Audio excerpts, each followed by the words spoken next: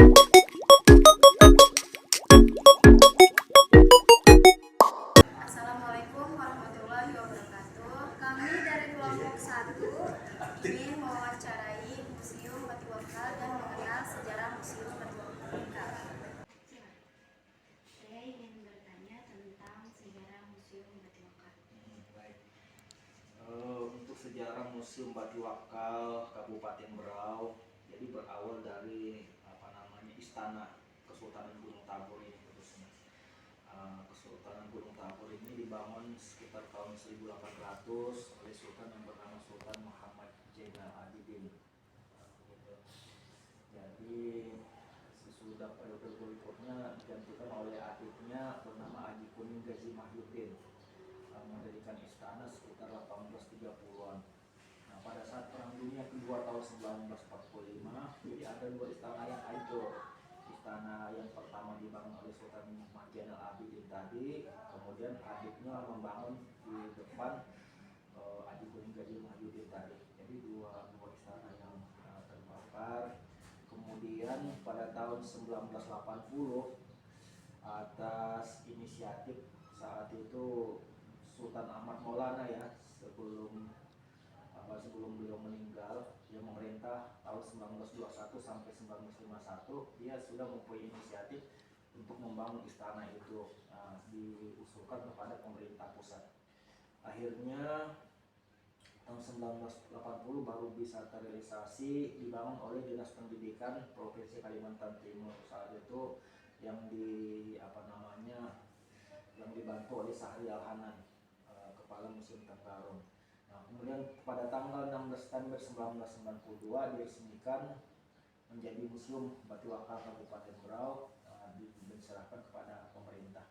Nah, yang menyerahkan ini anak dari Sultan Ahmad Maulana, yaitu Haji Aji Putri Nur Hayati, Haji Aji Putri Nur Aini, dan Haji Aji Putri Kanimbrau Sanipah, dan satu orang anak Haji Raden Muhammad Ayub namanya Iskandar Ayub. Jadi 4 orang mereka menyerahkan kepada pemerintah. Nah, akhirnya menjadilah Museum Batu Wakal Kabupaten Berau. Terima kasih Pak. Kalau ini meriam buatan tangan. Kalau yang di depan itu buatan Belanda, kalau ini meriam buatan tangan. Jadi ini bernama meriam pijitan atau meriam si petani. Kebetulan orang yang membuat ini senang petani. Meriam ini asalnya 3 potong besi disambungkan. Ini besi potongan pertama, ini sambungannya kelihatan. Ini besi potongan kedua, ini sambungannya, dan ini besi yang ketiga. Jadi bakar merah-merahan api kalau benar-benar lemah dipijit.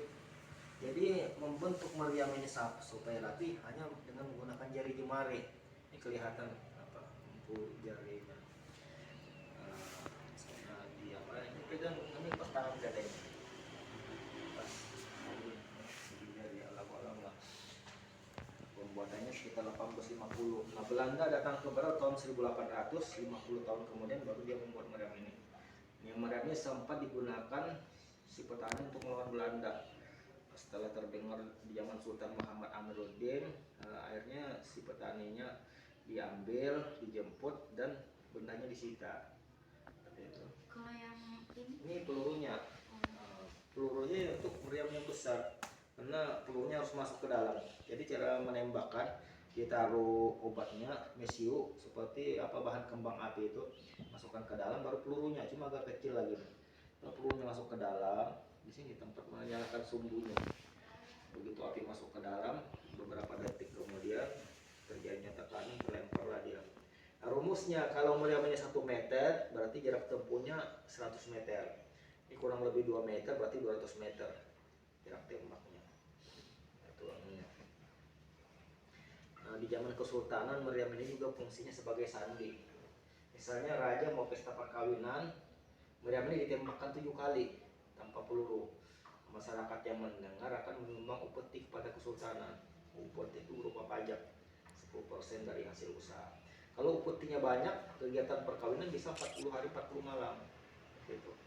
Kalau zaman dulu irau namanya. kalau yang Kalau ini pelaminan. Pelaminan ini diberi nama wala subi wala gadi. Nah, di hakikat dan diharapkan yang nikah ini dapat rezeki, sugih, kaya, dan itu berlipat ganda. Jadi keluarga raja apabila melakukan perkawinan dia bisa membuat di rumah masing-masing seperti ini. Maknanya. Nah ini menandakan dua-duanya bangsawan. Misalnya laki-laki turun raja, perempuan turun raja, dibuat dua tingkat penatannya ini. Apabila satu aja golongan raja, maka satu tingkat aja dia. Ini temanya memang Warna kuning. Nah zaman dulu kerajaan-kerajaan yang makmur itu pakai peratus emas, mahkotanya emas, dan emas ini warnanya kuning. Nah ini yang pakai kuning ini menjadi ciri khas kerajaan, terutama kerajaan Melayu. Rata-rata kerajaan Melayu itu kuning ya. Sumatera, Bugis, Banjar, Kutai, Bintan. Ini ranjang dibeli oleh Sultan Muhammad Siranuddin waktu dia melakukan ibadah haji ke Tanah Suci tahun 1920. Jadi ada 11 orang kerabat-kerabatnya, satu orang perempuan meninggal dimakamkan di tanah Mekah. Jadi perjalanan melakukan ibadah haji itu memerlukan waktu 8 bulan, 4 bulan ke sana dan 4 bulannya pulang. Nah, Sultan Ahmad Maulana salah satu anaknya ada yang udah ikut naik haji. Jadi dibelikanlah ranjang ini untuk oleh-olehnya atau cenderamata-nya.